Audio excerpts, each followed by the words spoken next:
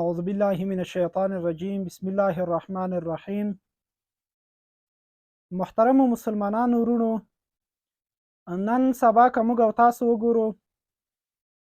په ټولنیزو رسنیو کې هغه خلک چې هغه ځان ته یو څه تعلیم یافته وایي، یو څه عصري تعلیم یې کړی دی، هغه په قرآن او په حدیثو باندې نه دی خبر، نو هغه نن الحاد ته دومره لوی خدمت باندې لګیا شوي دي، د مسلمانانو ذهنونه او فکرونه خرابولو باندې لګیا شوي دي، د اسلام په تخریب باندې لګیا شوي دي او کفر ته یې دومره لوی خدمت راون کړی دی چې کفار چې په افغانستان کې دا 20 کلنه جګړه وکړه، دومره کفر ته خدمت کفارو نه دی کړی، دومره خلک د اسلام نه دي اړولي، دومره بدنبي اسلام ته نه ده اړولي، لکه نن سبا چې هغه خلک چې په ټولنیزو رسنیو کې هغه د افغان په نوم، د پښتون په نوم باندې هغه رجیږي، هغه یو دعوا کوي چې زه د افغانستان کې یا د ښځې په دفاع مبارزه کوم یا د یو چا د حقوقو دفاع مبارزه کوم. هغه دومره لوی تخریب په اسلام کې کوي چې هغه کفارو چې دا سره د کفره چې سره د اشغاله دومره زیان اسلام ته نه دی رسولی لکه دوی چې لګیا دي. دغه ملحدین په اسلام باندې داسې نیوکې کوي چې خلکو ته اسلام تر فکر یو نعوذ بالله یو نکیس دین، یو د بشر نه پالونکی دین او داسې یو دین ور معرفي کی چې هغه کې خو د چا حقوق نه دي خوندي شوي، او دغه رقم ته دا هم وایي چې اسلام کې ترقي نشته،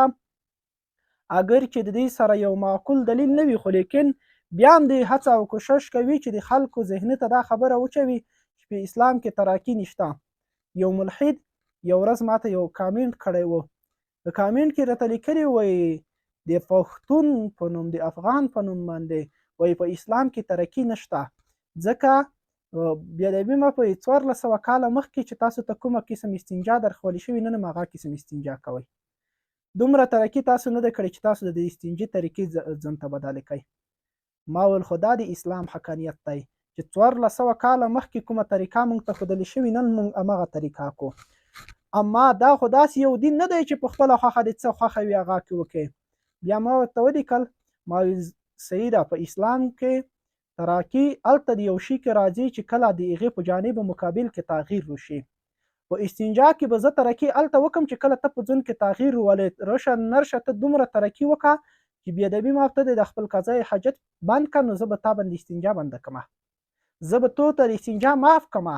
زه به تو ته وایم چې ته استنجا مه کولی چې تو دومره ترقي وکړه چې تو د ځان نه د قضای حاجت بند کړو.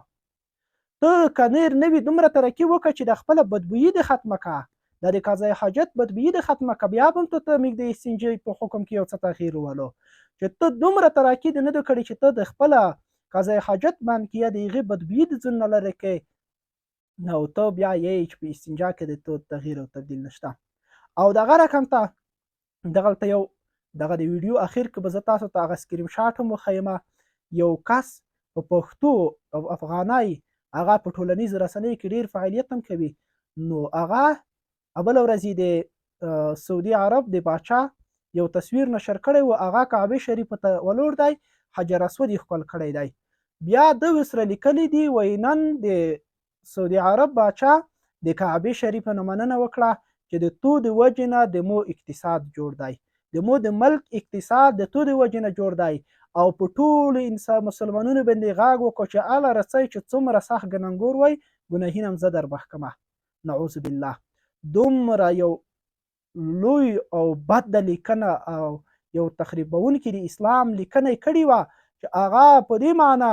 چې دغه حج چې دی دا خو عرب د ځون نه جوړ کړی دی، د خلکو نه د خپل اقتصاد د پیره کولو په خاطر باندې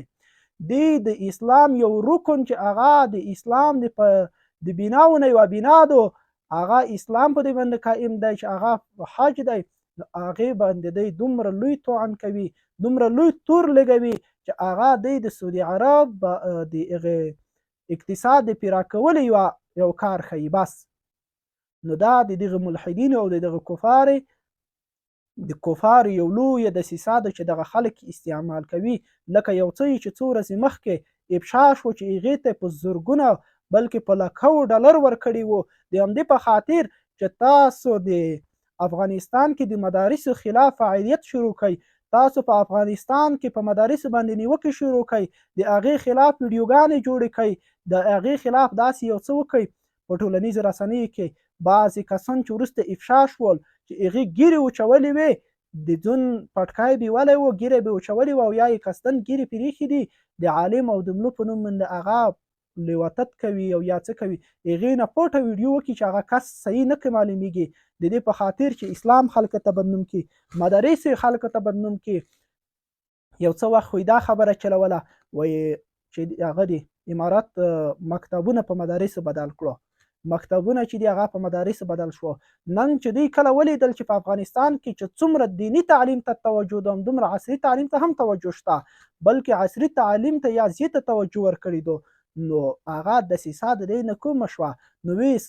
بیا په دې نامه باندې چې عالم خلکو ته ور بدنام کړي، د کفار او د ملحدینو یو لوی کار چې روان دی هغه دا دی چې خلکو ته علما ور بدنام کړي. ځکه د افغانستان خلک چې څومره د کفارو سره جنګېدلي دي، څومره چې د کفر په مقابل کې سخت دي، څومره چې اسلام ته وفادار دي، یوازینی لامل عالم دی چې دوی علم لري، دوی هغه خپل علما نه پرېږدي چې هغه بېلیارې شي. نو نن کفار کوشش کوي چې دوی علما بدنام کړي او عالم د جوړېدل یوازینی مرکز چې دی هغه مدرسه ده او دوی نن کوشش کوي چې مدارس بدنامي کړي. نو د الله خاطر وکړئ، د دغسې خلکو د ټویټونو نه، د دغسې خلکو د نشراتو د کتلو نه ځانونه وساتئ، د دې خلکو د ملګرتیا نه، د دې خلکو د فالو کولو نه ځانونه وساتئ. السلام علیکم ورحمة الله وبرکاته.